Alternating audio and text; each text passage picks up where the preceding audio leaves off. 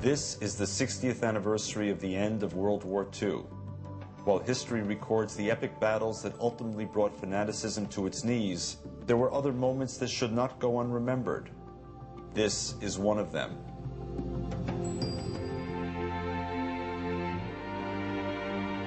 Dearest mine, again, no mail. A bit of excitement. An NBC reporter phoned me last night and told me he wanted to broadcast part of my service on this Sunday afternoon. Captain Sidney Lefkovich was now advancing with his unit into Germany. Earlier he had landed on Omaha Beach, was at the Battle of Saint-Lô, and would soon serve at the Battle of the Bulge. Captain Sidney Lefkovich, winner of the Bronze Star for Valor, U.S. Army chaplain, Rabbi. This afternoon we arranged for the broadcast. The reporter promised to have NBC advise you so that you could tune in.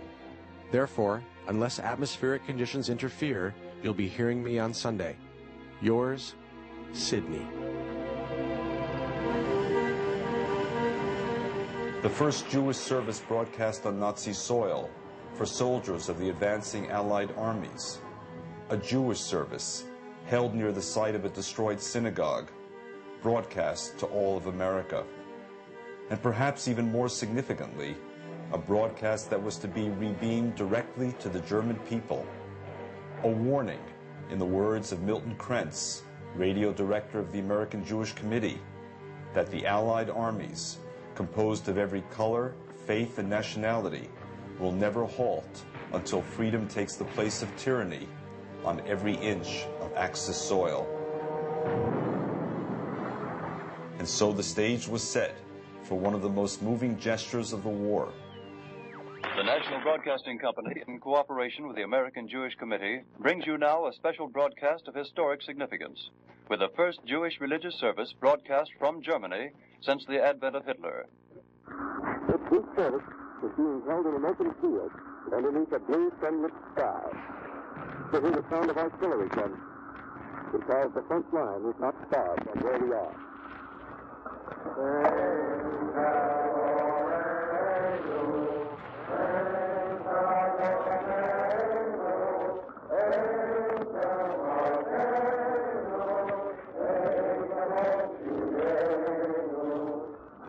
Even as we sadly regard the ruins amidst which we stand, we are solaced with the thought an everlasting memorial consecrates the sacrifice, and upon it is written in letters that glow like burning coals, the spirit of man cannot be conquered.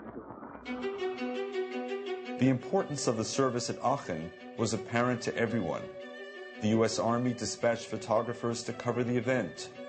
AP, UPI, and Acme Pictures were also present. And while Rabbi Lefkovich conducted the service, he was not the only one to speak.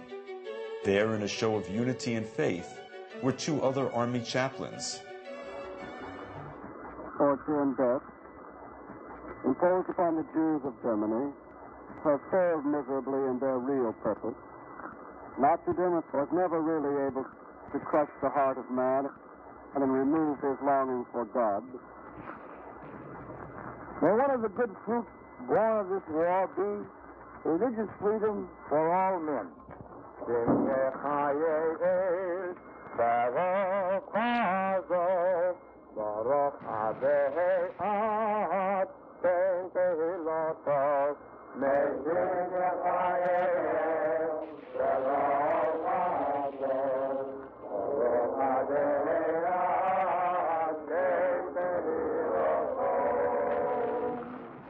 You have just heard a special broadcast of historic significance presented by the National Broadcasting Company in cooperation with the American Jewish Committee. Complete copies of this historic broadcast may be obtained free of charge by writing directly to the American Jewish Committee, 386 4th Avenue, New York, 16, New York.